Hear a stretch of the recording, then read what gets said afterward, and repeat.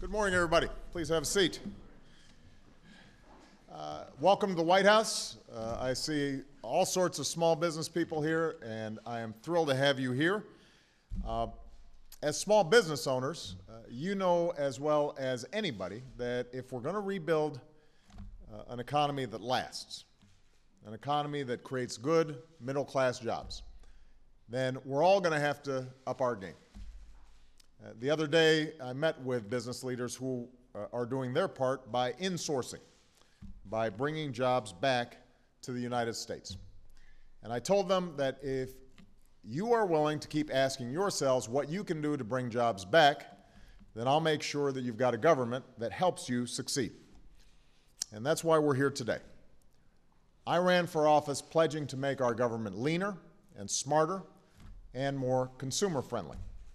And from the moment I got here, I saw up close what many of you know to be true. The government we have is not the government that we need. We live in a 21st century economy, but we've still got a government organized for the 20th century. Our economy has fundamentally changed, as has the world, but our government, our agencies have not. The needs of our citizens have fundamentally changed, but their government has not. Instead, it's often grown more complicated and sometimes more confusing. I'll give you a few examples. There are 5 different entities dealing with housing. There are more than a dozen agencies dealing with food safety. My favorite example, which I mentioned in last year's State of the Union address, as it turns out, the Interior Department is in charge of salmon in freshwater, but the Commerce Department handles them in salt water. If you're wondering what the genesis of this was, apparently it had something to do with President Nixon being unhappy with his Interior Secretary for criticizing him about the Vietnam War. And so he decided not to put NOAA in what would have been a more sensible place. No business or nonprofit leader would allow this kind of duplication or unnecessary complexity in their operations. You wouldn't do it when you're thinking about your businesses. So why is it okay for our government? It's not. It has to change. Now, what we've tried to do over the first 3 years of my administration is to do a whole range of steps administratively to start making processes, procedures, agencies more consumer-friendly. But we need to do more, and we need authority to do more. So today I'm calling on Congress to reinstate the authority that past presidents have had to streamline and reform the executive branch. This is the same sort of authority that every business owner has to make sure that his or her company keeps pace with the times. And let me be clear, I will only use this authority for reforms that result in more efficiency, better service, and a leaner government.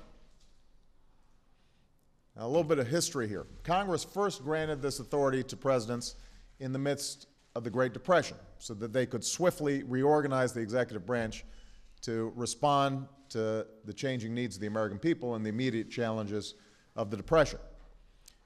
For the next 52 years, presidents were able to streamline or consolidate the executive branch by submitting a proposal to Congress that was guaranteed a simple up or down vote. In 1984, while Ronald Reagan was president, Congress stopped granting that authority. And when this process was left to follow the usual congressional pace and procedures, not surprisingly, it bogged down. So congressional committees fought to protect their turf, and lobbyists fought to keep things the way they were because they were the only ones who could navigate the confusion. And because it's always easier to add than to subtract in Washington, inertia prevented any real reform from happening. Layers kept getting added on and added on and added on. The Department of Homeland Security was created to consolidate intelligence and security agencies, but Congress didn't consolidate on its side. So now the Department of Homeland Security reports to over 100 different congressional panels. That's a lot of paperwork. That's a lot of reports to prepare. That's not adding value. It's not making us safer to file a whole bunch of reports all the time. It has been a generation since a president had the authority to propose streamlining the government in a way that allowed for real change to take place. I mean, imagine all the things that have happened since 1984. 1984, we didn't have the internet, just to take one example. A generation of Americans has come of age. Landlines have turned to smartphones. The Cold War has given way to globalization. So much has happened, and yet the government we have today is largely the government we had back then, and we deserve better. Go talk to the skilled professionals in government who are serving their country. And by the way, you won't meet harder working folks than some of the folks in these federal agencies.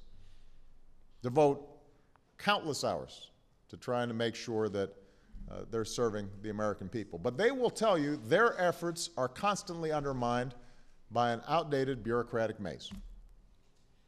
And of course, if you go talk to ordinary Americans, including some of the small business leaders here today, they'll tell you that to deal with government on a regular basis is not always the highlight of their day.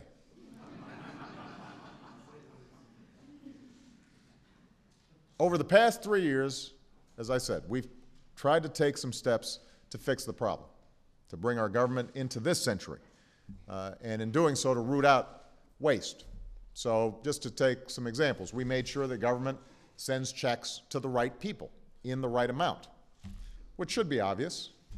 But we've been able to prevent $20 billion in waste over the last 2 years, just by making sure that checks are sent properly and we're reducing error. We cut government contracting for the first time in more than a decade. We cut a whole range of overlapping programs. We have tried to yank the federal government in the 21st century when it comes to technology and making everything we do a little more web-friendly.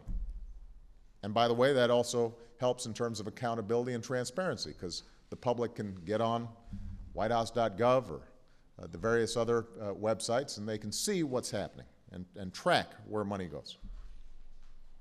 So we've done a lot, but we've got to do more. We need to think bigger. So today, I'm outlining changes we could make if Congress gives the green light to allow us to modernize and streamline. These changes would help small business owners like you. They'd also help medium and large businesses. And as a consequence, they would help create more jobs, sell more products overseas, grow our economy faster, improve our quality of life. Right now, there are 6 departments and agencies focused primarily on business and trade in the federal government. 6. Commerce Department, Small Business Administration, the U.S. Trade Representative's Office. In this case, 6 is not better than 1. Sometimes more is better. This is not one of those cases, because it produces redundancy and inefficiency. With the authority that I'm requesting today, we could consolidate them all into one department with one website, one phone number, one mission, helping American businesses succeed. That's a big idea.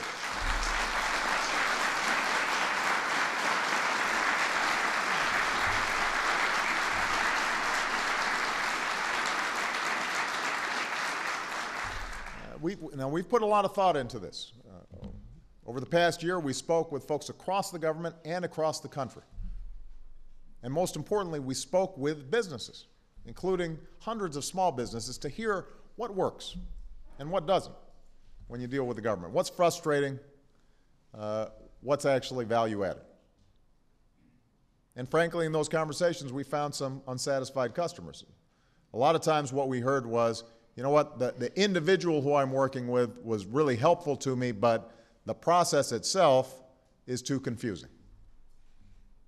Most of the complaints weren't about an unresponsive federal worker. They were about a system that was too much of a maze. So take a look at this slide. I don't usually use props in my speeches, but I thought this was useful. This is the system that small business owners face. This is what they have to deal with if they want even the most basic answers to the most basic questions, like how to export to a new country or whether they qualify for a loan. And by the way, this is actually simplified because there are some color codes, you know. The business owners don't get the blue and the purple, and it's all just... There's a whole host of websites, all kinds of toll-free numbers, all sorts of customer service centers, but each are offering different assistance. It's a mess. This should be easy for small business owners. They want to concentrate on making products, creating services, selling to customers. We're supposed to make it easier for them, and we can. There's some tools that we can put in place that every day are helping small business owners all across the country, but we're wasting too much time getting that help out. And if Congress would reinstate the authority that previous presidents have had, we would be able to fix this. We'd have one department where entrepreneurs can go from the day they come up with an idea and need a patent to the day they start building a product and need financing for a warehouse to the day they're ready to export and need help breaking into new markets overseas. One website, easy to use, clear. One department where all our trade agencies would work together to ensure businesses and workers can better export by better enforcing our trade agreements. One department dedicated to helping our businesses sell their products to the 95% of global customers who live beyond our shores. So with this authority, we could help businesses grow, save businesses time, save taxpayer dollars. And this is just one example of what we could do. The contrast between this and this sums up what we could do on the business side, but these kinds of inefficiencies exist across government. And there's a real opportunity right now for us to fundamentally rethink, reform, and remake our government so that it can meet the demands of our time, so that it's worthy of the American people, and so that it works. So this should not be a partisan issue. Congress needs to reinstate this authority that has in the past been given to Democratic and Republican presidents for decades. In the meantime, as long as folks are looking for work and small businesses are looking for customers, I'm going to keep doing everything I can with my current authority to help. So to take one example, as of today, I am elevating the Small Business Administration to a cabinet-level agency.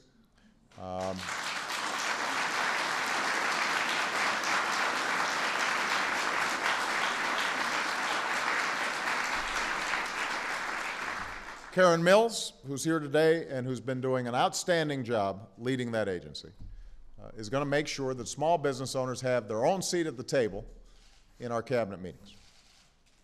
In the coming weeks, we're also going to unveil a new website, Business USA. And this site will be a one-stop shop for small businesses and exporters, and it will consolidate information that right now is spread across all these various sites so that it's all in one place and it's easy to search. So with or without Congress, I'm going to keep at it. But it'd be a lot easier if Congress helped. This is an area that should receive bipartisan support because making our government more responsive and strategic and leaner, it shouldn't be a partisan issue. You know, we can do this better. We can provide taxpayers better value. So much of the argument out there all the time is, you know, up in 40,000 feet. These abstract arguments about, you know, who's conservative or who's liberal. Most Americans, and certainly most small business owners, you guys are just trying to figure out how do we make things work? How do we apply common sense? And that's what this is about. So I'm going to keep fighting every day to rebuild this economy so that hard work pays off, responsibility is rewarded, and we've got a government that is helping to create the foundation for the incredible energy and entrepreneurship that all of you represent. And I'm going to keep fighting to make sure that middle-class families regain the security that they've lost over the last decade. You know, I've said before, I believe this is a make-or-break moment for families who are trying to get in the middle class, folks who are trying to maintain their security, folks who are trying to start businesses. There's enormous potential out there. The trend lines in our global economy are moving in our direction towards innovation and openness and transparency. But we've got to take advantage of it. And you need a strong ally in an effective, lean government. That's what this authority can do. Thank you very much, everybody. Thank you.